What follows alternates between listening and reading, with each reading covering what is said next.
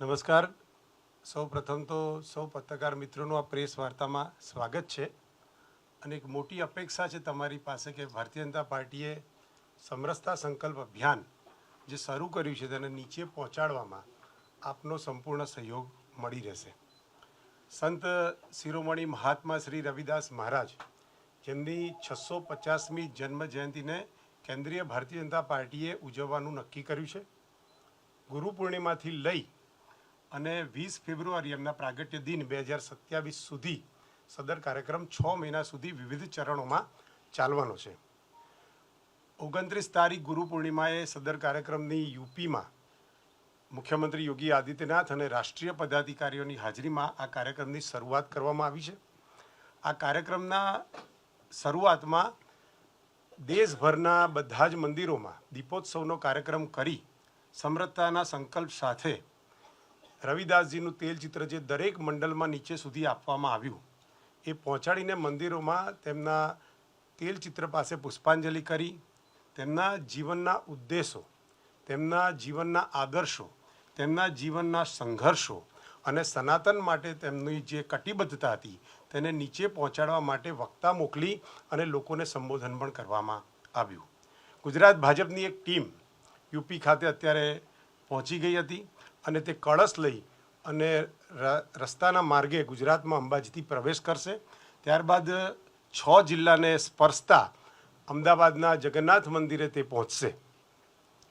3જી તારીખે સાંજે 6 વાગે આદરણીય પ્રદેશ અધ્યક્ષ શ્રીમાન જગદીશભાઈ વિશ્વકર્માજી અને મુખ્યમંત્રી ભૂપેન્દ્રભાઈ પટેલ સદર કાર્યક્રમમાં ત્યાં પહોંચશે, કળશનું પૂજન કરશે, સમરસતાની વાત અને રવિદાસજીને યાદ કરીને એમના જીવન ચરિત્ર પર વાત કરવામાં આવશે. ત્યારબાદ દરેક જિલ્લામાં કળશ બનાવી અને મોકલવામાં આવશે અને બીજા ચરણમાં દરેક ગામ સુધી એટલે કે ગુજરાત રાજ્યમાં 16,000 ગ્રામ પંચાયત સુધી આ કળશ મોકલી એને ગામમાં કળશને ફેરવવામાં આવશે. રવિદાસજીની પત્રિકાનું વિતરણ કરવામાં આવશે. ગુરુ પરંપરામાં જે રીતે એમણે તે સમયમાં કામ કર્યું એની દરેક પ્રકારની વાતો કરવામાં આવશે. એમણે કયા કયા મુગલ સમયમાં સંઘર્ષમાં સનાતનની વાતો, સમરસતાની વાતો કેવી રીતે મૂકી એની ક્વિઝ પણ તૈયાર કરી અને બાળકો વચ્ચે જઈને કરવામાં આવશે. છાત્ર સંવાદ કરવામાં આવશે અને સંતોનો સંપર્ક પણ સદર અભિયાનમાં વિવિધ સ્તરે કરવામાં આવશે. આના માટે જિલ્લામાં અને પ્રદેશમાં વિવિધ પ્રકારની ટીમોનું ભારતીય જનતા પાર્ટીએ આયોજન કર્યું છે. કુલ મળીને રવિદાસજી સહિત આ દેશની અનેક વિભૂતિઓને વારંવાર ભારતીય જનતા પાર્ટી યાદ કરે છે, એની વિરાસતને યાદ કરે છે અને નીચે સુધી દરેક પેઢી દર પેઢી આ વિચારોને નીચે સુધી સિંચન કરવાનું કામ કરે છે. ભારતીય જનતા પાર્ટી સેવાની સાથે સાથે ધર્મ રક્ષાનું પણ કામ કરે છે અને પેઢીને જાગૃત કરવાનું પણ કામ કરે છે. માત્ર રાજકીય કામ સિવાય પણ સર્વ સમાજને સાથે લઈને સમરસતાના સંકલ્પ સાથે સમાજને એકજૂટ કરવો અને યુવા પેઢીમાં આ ઉદ્દેશ નીચે પહોંચાડવો એ આજના દિવસની ખૂબ જરૂરિયાત છે.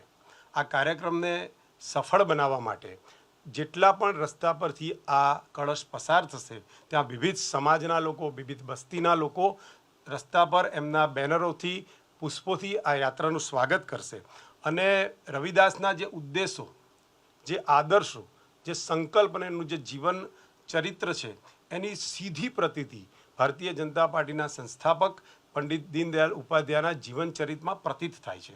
સાથે સાથે 2014થી બનેલી ભારતીય જનતા પાર્ટીની નરેન્દ્રભાઈ મોદીની સરકારની કાર્યપદ્ધતિ અને એની બધી જ યોજનામાં પણ એમના રવિદાસજીના સંકલ્પો ચરિતાર્થ થતા દેખાય છે.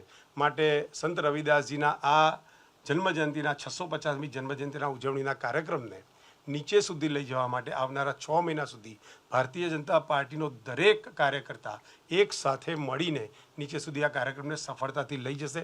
અનેક પ્રકારની ગોષ્ઠી, અનેક પ્રકારના સંમેલન, સ્વાગત કાર્યક્રમ, કળશ પૂજન અને ત્યારબાદ છેલ્લે જે ગામમાં કળશ મોકલવામાં આવે એ ત્યાંના કોઈ તુલસી ક્યારામાં અથવા તો કોઈ મંદિર નિર્માણ થતું હોય એમાં એ માટીનું અર્પણ કરી અને એક સમરસતાનો વિશિષ્ટ સંદેશ મોકલવાનો અમારો નિર્દોષ પ્રયાસ છે.